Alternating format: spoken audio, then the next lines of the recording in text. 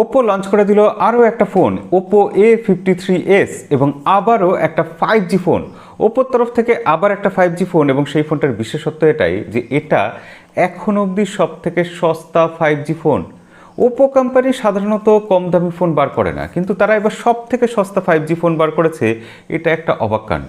চলুন ফার্স্টে আমরা এই ফোনটা আনবক্স করে দেখি ভিতরে কি কি মাল মশলা আছে, তারপর ফোনটা নিয়ে একটু নাড়াচাড়া করব। আর ভিডিও ভালো লাগলে শেষে গিয়ে ভিডিওটা লাইক করে দেবেন, খারাপ লাগলে ডিসলাইক করবেন। আর সময় নষ্ট না করে আমরা এবার সরাসরি ভিডিওতে ঝাঁপিয়ে পড়ব।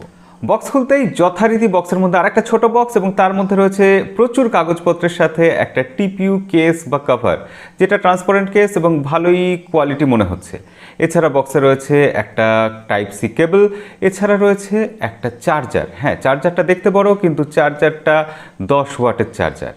এবার আমরা দেখি ফোনটা কেমন। ফোনটা দেখে অবশ্যই ওপ্পোর ফোন যেরকম হয় বরাবর আমরা দেখেছি, এই ফোনটাও দেখতে খুব সুন্দর। দুটো কালারে এসছে, যার মধ্যে আমার কাছে ব্লু কালারটা রয়েছে এবং এই ফোনটার বেস ভেরিয়েন্ট শুরু হচ্ছে 6GB 128GB থেকে।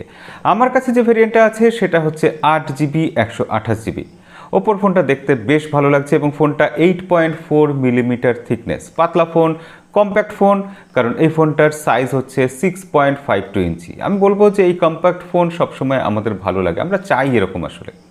এবং এই ফোনটার ব্যাক সাইডে যেহেতু পলিকার্বনেট আছে, আমি বলবো যে সবসময় এখানে আপনি ব্যাক কভার ইউজ করুন, নইলে স্ক্র্যাচ এসে যেতে পারে। এই ফোনটার সাইডে রয়েছে ফিঙ্গারপ্রিন্ট সেন্সার, যে ফিঙ্গারপ্রিন্ট সেন্সারটা নিয়ে অভিযোগ করার কোনো জায়গা নেই, বেশ ভালোভাবে কাজ করছে। তলায় রয়েছে একটা 3.5mm জ্যাকের জন্য জায়গা, noise cancellation mic, USB type C চার্জারের জন্য একটা ছোট্ট জায়গা, আর রয়েছে স্পিকার গ্রিল।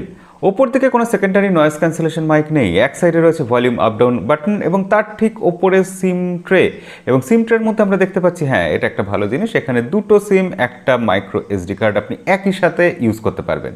অবশ্যই ট্রিপল সিম কার্ড স্লট, ভালো লাগলো এটা দেখে। এই ফোনে ব্যাটারি রয়েছে 5000 mAh, যেটা খুব ভালো ব্যাকআপ দিচ্ছে এবং সেটা ব্যাকআপ বেশি দেওয়ার কারণ রয়েছে দুটো। প্রথম কারণ হচ্ছে যে এখানে যে প্রসেসরটা রয়েছে সেটা 7 ন্যানোমিটার আর্কিটেকচারে তৈরি প্রসেসর, আর প্রসেসরের আর্কিটেকচার যত কম হয়, 7 ন্যানোমিটার হওয়া মানে সেটা যথেষ্ট কম ব্যাটারি কনজিউম করবে, ব্যাটারি এফিশিয়েন্ট প্রসেসর।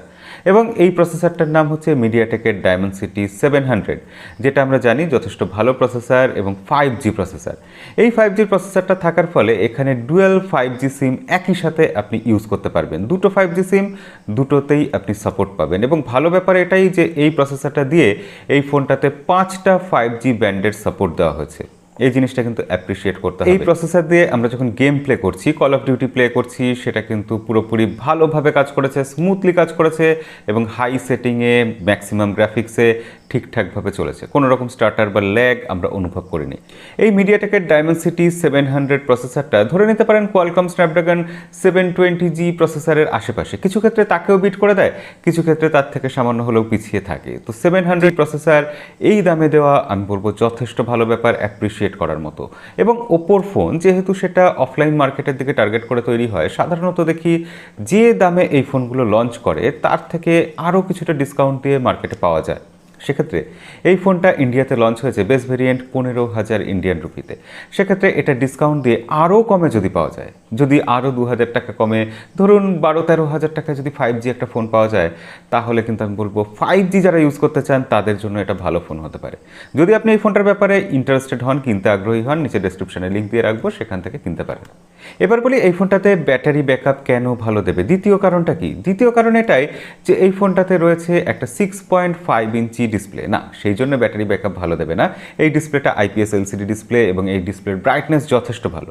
ডে লাইটে, সানলাইটে ভিজিবিলিটির কোনো রকম সমস্যা নেই, যথেষ্ট ব্রাইট ডিসপ্লে এবং কালার ঠিকঠাক আসছে, দেখতে অসুবিধা হচ্ছে না। কিন্তু এই ডিসপ্লেটা হচ্ছে HD+ ডিসপ্লে, আর সেক্ষেত্রে HD+ ডিসপ্লে মানে আপনি বুঝতেই পাচ্ছেন এই ডিসপ্লেটা কম ব্যাটারি কনজিউম করবে, তাই এই ফোনের ব্যাটারি ব্যাকআপ বেটার হবে। তো সেক্ষেত্রে ডিসপ্লেতে একটু কাটছাট করে তার বদলে ওপ্পো আমাদের 5G দিয়েছে, এইভাবেই গোটা ব্যাপারটাকে ব্যালেন্স করেছে।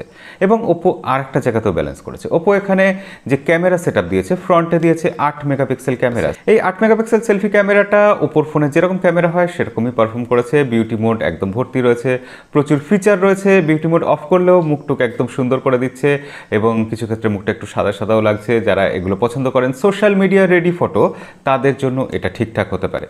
ব্যাক সাইডে 3টে ক্যামেরা রয়েছে এবং 3টে ক্যামেরার মধ্যে প্রথম ক্যামেরাটা 13 মেগাপিক্সেল, সেটাও আমি বলবো খুব খারাপ না, ডে লাইটে বেশ ভালোভাবে পারফর্ম করেছে। লো লাইটে একটু সফট করে দিচ্ছে ছবি, কিন্তু যাই হোক ওভারঅল ঠিকঠাক কোয়ালিটি।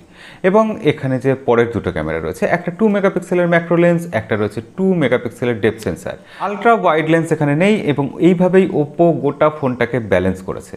কিছু দিয়েছে, কিছু দেয়নি এবং দামও ঠিকঠাক কম রেখেছে। যারা 5G খুঁজছেন, একদম কম দামে 5G খুঁজছেন, তাদের জন্য এই ফোনটা ভালো হতে পারে। যারা একদম সুন্দর দেখতে একটা ফোন এবং ডুয়েল 5G ইউজ করতে চাইছেন, পাওয়ারফুল প্রসেসর চাইছেন, কম দামে চাইছেন সবথেকে বড় কথা, এবং তার সাথে ব্যাটারি ব্যাকআপ বেটার চাইছেন, তারা এই ফোনটা নিতে পারে। তো আজকের ভিডিওতে এই ফোনটার ব্যাপারে এইটুকুই বলার ছিল আপনাকে। কেমন লাগলো সব কিছু আপনার মন্তব্য নিচে কমেন্ট বক্সে জানাতে পারেন। তাহলে দেখা হবে পরের ভিডিওতে। আজকের মতো, এখনকার মতো বিদায়।